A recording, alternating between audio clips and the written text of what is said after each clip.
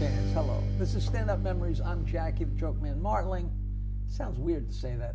I'm Jackie Martling. This is Professor Peter Bales and our friend Danny McKenna, a longtime friend who was the manager and the seater and the chief in charge of nothing at Rascals Comedy Club, one of the all-time great clubs owned by the Magnusons in West Orange, New Jersey, the home of, what's her name, the crooner. The crooner? With all the hit singles. That nut. I think Connie Stevens? Connie Stevens. Mark used to say that she had a jukebox in her house and she blasted her own songs and walked around. Not Connie Francis. Connie Francis, yes. But we're here talking to Danny and we're having a wonderful old time. I didn't bring a picture with me because this is an audio podcast, but I have a great picture and I'm almost 100% sure you took it. You're not in it, but you took it. It was the Rascals' 5th anniversary. And half the people in there are I know which picture you're talking about. Mitchell Walters is gone. Mulroney. But Tony the Tongue was in there. Yep. And Rob Perna, the video guy. An hour later, I was in jail. Because it was a big 5th anniversary party. And I said, shots for the band. The waitress brought up all these shots. And all the Jewish guys, nobody drank. So I drank all the shots. And then I pulled off the highway in Rye, New York, to take a leak, thinking I'd get off and get back on, but it was one of those exits that isn't right back on. It's get off and then. Yeah. So I was driving down the middle of the road in Rye, New York, with the white line in the middle of the car, so I wouldn't hit anything, and those. Now, when you days, did the Rascals Comedy Hour, did you do it with that radio guy at the same time, or did he come in and take over as host? Remember, it was a big radio personality. I think he used to just bring us in and out of commercials. I think you were still the host. Because it got so big, the Rascals Comedy Hour, after a while. Tina was the one. She brought us in and out of commercials sometimes. Christina Lang in the Fan Highway Patrol. Right. There was no famous DJ at that time. I only did it for 2 years, but it was great fun. Wow. Paul Veneer. The Swinging Johnsons, baby. Right, either the Paul Swinging Veneer Johnsons. or the Swinging Johnsons or Jake Thomas. The band was terrific, the Swinging Johnsons. What a great name for a band. This is Stand-Up Memories. Perfect name. Now, do you know that show, I think it was 9 years, and literally never had a repeat. Okay, it ran on that local cable station. On Channel 3. Channel 3, without a repeat. Yeah, I don't think there's another used show to say, in I history. saw you on HBO. I saw you on HBO. I'm like, no, you didn't. You saw it. Who owned those videos, those shows? Who owned those shows? It was a combination. It was 50% Perner and 50% Mark. Oh, he still owns all of them. I think he's Well, sold no, what happened 5 was, times, what happened was when Rodriguez wound up going bust and everything, a bankruptcy attorney called me and was handling the bankruptcy for Rodriguez. And he said to me, what's the story with the tapes? Are they worth anything? And I'm sitting there going, I got a chance to buy these back through the bankruptcy, but the reality was they really weren't worth anything. But you could have seen Rosie O'Donnell as a teenager. No, what happened Who else was on that? Everybody was on there, but what happened was we tried to release a Chris Rock tape, okay? And as soon as we tried to sell it, I think online, his lawyers came out and said, cease and desist, you can't sell it. It doesn't work like that, right? No, we could because you guys always signed an open-end release. So we said, no, we got an open-end release contract here. And they said he was only 17 when he signed it. He wasn't, but that's what they said. Right. But it was going to cost us $20,000 in court fees in order to fight this. We weren't even going to make $3,000 on selling a tape. So if you ever tried to sell a Rosie tape or a Ray Romano tape, the same thing was going to happen. Right. You're going to hit a brick wall. I actually took those tapes, Perner, took them to Sirius Satellite Radio when they first started and tried to sell them to them. Not wholly, just to use every here and there. And we came up with some crazy price, and they just left us out the door. Well, those tapes have got to be incredibly valuable. But I don't know, because I think Sirius, I remember them telling me that you wouldn't believe how much content is really out there with that same kind of signed contract. Everybody that ever ran a tape. That guy that came in to take over, I remember. Rodriguez? I distinctly remember one night after the Rascals Comedy Hour, after my show, Mark said, Jackie, you want to meet the guy that's going to put you on national television? and he introduced me to that guy, and I swear to you, you know, you have a gut. I Everybody shook had hands that with gut. the guy. In my mind, it was, you better count your fingers. Yeah. And like 2 months later, Rascals was a bank. Yeah. You know what I mean? I don't mean a bank of money. Yeah. I mean it's torn down. Right. I tell people, I go, I still go there every single day. I walk in, I tell the customers to be quiet, and I ask the teller for a Heineken. That's hysterical. Jackie, this guy, and you know this, made Rascals run.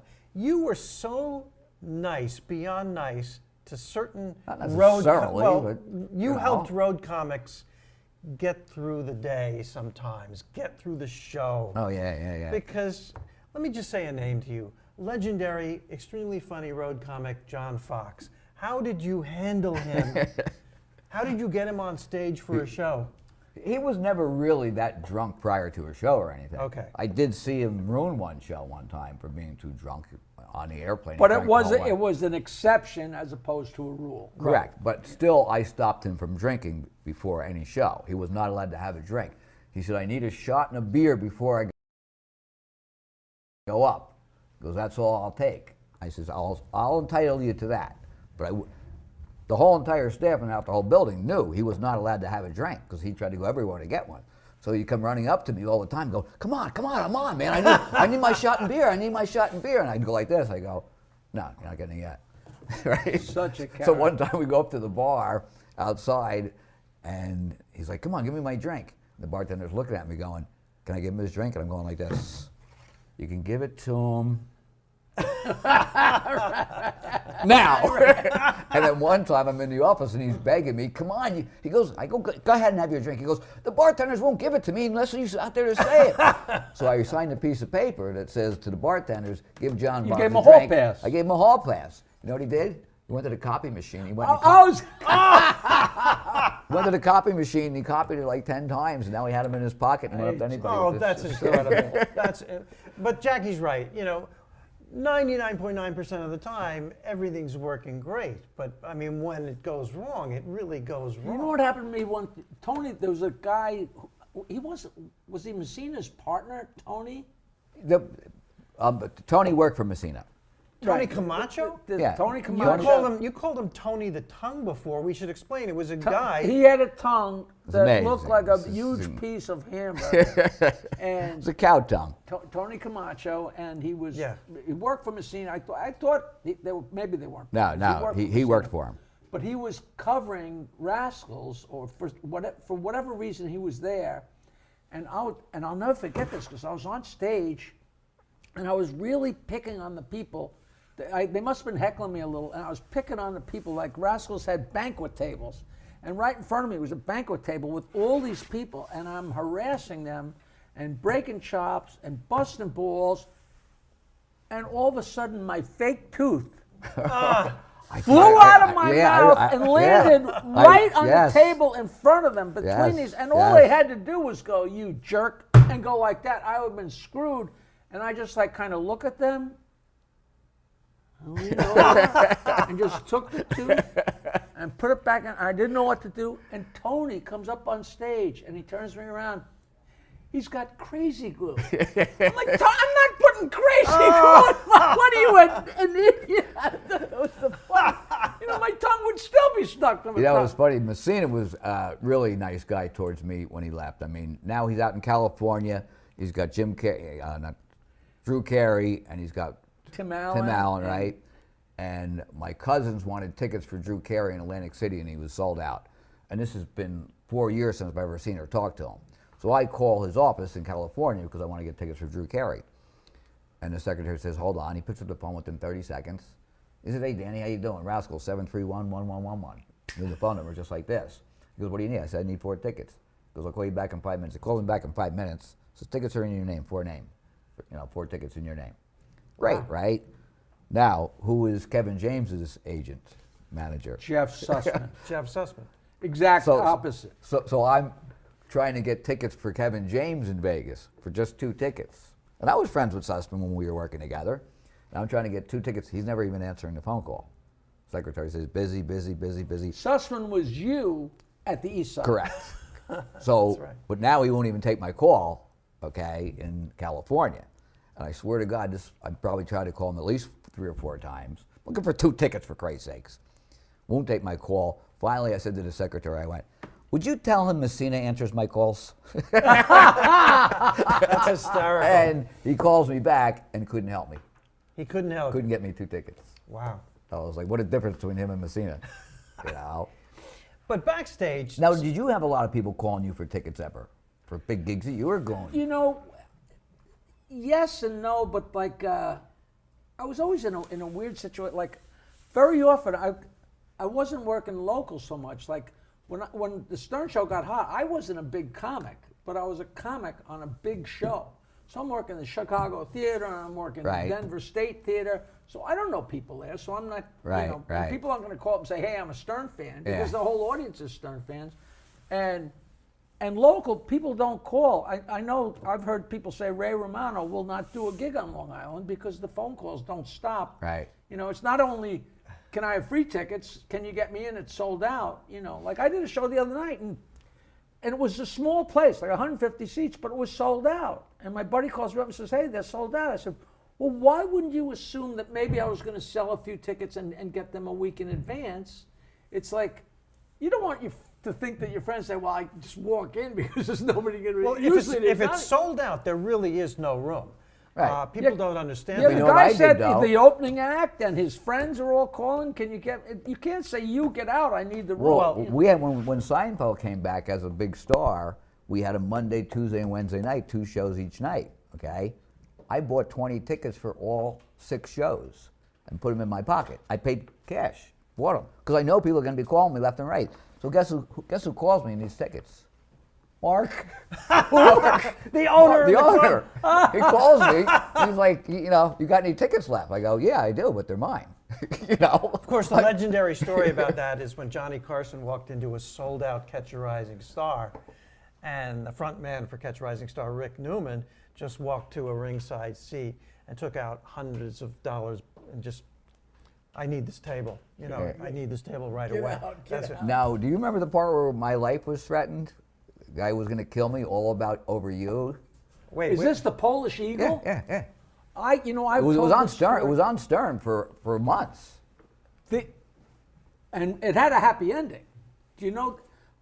The guy was calling me at my house on my telephone, telling me he was going to kill me. Tell the whole story. I used to host the Rascals Comedy Hour, or else I was doing my show, and my show was Polish jokes, Italian jokes, black jokes, Jewish jokes, a little bit of everything. And I'm sure they're totally offensive, and fat girl jokes and ugly girl, whatever. But it was a potpourri of everything, and that's just what I did. And I laughed, and people had a great time. But these people, a couple Polish guys must have come, and One there was guy in particular. a group called the Polish Eagle, and he must have gone back to his gang at the Polish Eagle Right. and said, "This guy tells horrible jokes. All he does is And he tell misquoted Polish those jokes, too. about the Pope and about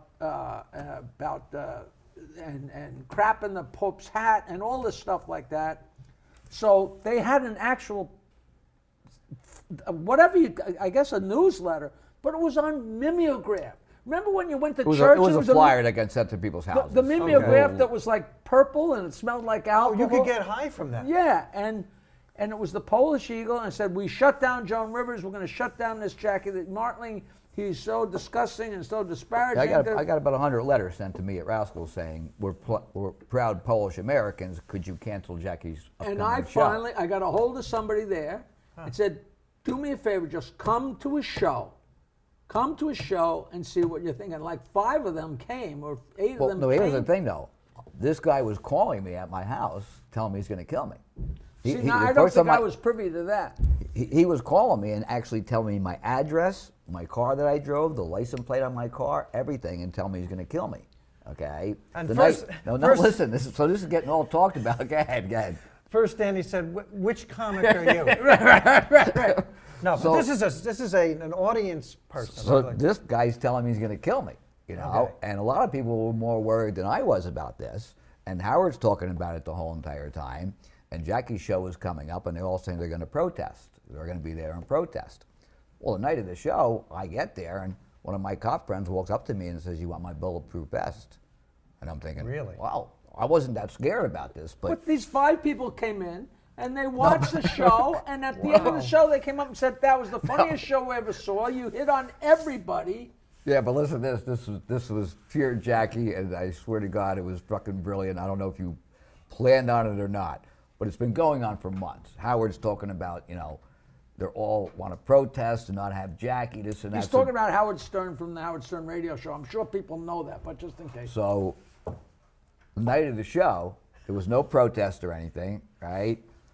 And Jackie gets up on stage and goes, "Folks, I just want to let everybody know here right now, if I offend anybody in this room for just this much, you're entitled to go upstairs and get a full refund."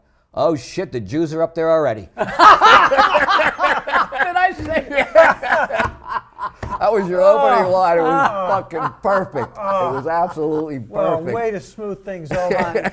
Boy. I just know that they came up and they were like, it was equally offensive to everybody, and it was so funny, and it was, there's no problem here, and the whole thing just went away. Yeah, but I didn't know just it had went away. grown to that. I knew there was a couple of newsletters worth, but I guess between newsletters there was a lot of. Well, it was brouhaha. funny because one night, it was a Sunday night, he calls me, it's like 9 o'clock at night. And he tells me, "Dan McKenna, I'm going to kill you. I'm going to kill you." And I swear to God, at this point, I was so tired of this shit, I went, "Hey, listen, buddy, I'm home by myself right now." I go, "Why don't you just come over now and get this over with, okay? I'm a little tired, all right? I'm all here by myself. Come on over and do it now." And I hung up and we never heard from him again. Did you ever know who it was? Who the guy? No. But it was I still have among my souvenirs that mimeograph. It's probably faded by now, but the mimeograph thing with and it's like out of maybe 3 or 4 columns, it's like 2 or 3 columns of what he did wrong, what we're going to do to him. In a way, I'm kind of jealous of you guys. Yeah, nobody kicked them. Somebody wanted to kill you. Nobody has ever wanted to kill me, and I've never had a protest at one of my shows. I haven't been famous enough that somebody wanted to kill me. After the thing with Will Smith, I don't know about, everybody's like, "Hey, did anybody ever accost you or come up to you?" And I don't know if we talked about this on the show, but very early on, I got hired to do a bachelor party. And I don't know about you, but on Long Island, my friends didn't have bachelor parties. When somebody's getting married, it didn't exist, like having strippers and all that stuff. It was a foreign thing to me. So I made Red McCready come with me, and it was a place called the Billy Who in West Paterson, New Jersey. And we go, and at this time, I was still sitting on my amplifier, playing the guitar and telling jokes. This is very early on, but it was like $75, which I still remember because that was a lot 3 of money. times what I was, That was so a I'm lot going to of drive all the way to Squirrelwood Road in West Paterson, and I'm sitting on my amp, and there's like 12 guys or 20, whatever it was, in a ring, standing there. I'm playing my guitar and telling dirty jokes, and I'm like insulting them here and there, but like this, I'm not looking at anybody. And I said something, and this huge guy comes through them and grabs me and bent. It was like it just happened yesterday. Bent me over, and I'm like, "Man, I wasn't talking to you. I was talking to the group. I'm just a comic being an idiot." But he's like, all right. And then I was like, I guess this is going to be pretty rough and tumble, this job.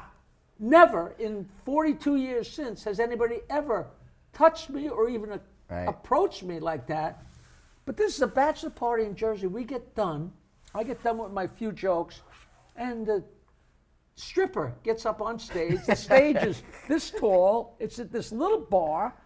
She strips naked, blah, blah, blah. She brings up the groom and lies him on the floor, strips him, and goes down. I'm sitting there. His father's here, and his future father-in-law are here, and then she takes the father, and then she takes the father, does one after the other. And I'm like, I can't. I feel like I'm in a Fellini movie, and then the entire group of guys is lined up at the bathroom, and one at a time. Okay. This is truly stand-up memories, and Jackie, talk about memories. Danny's got something for you. Well, I don't know if it's for him, But this is a memory. Wow.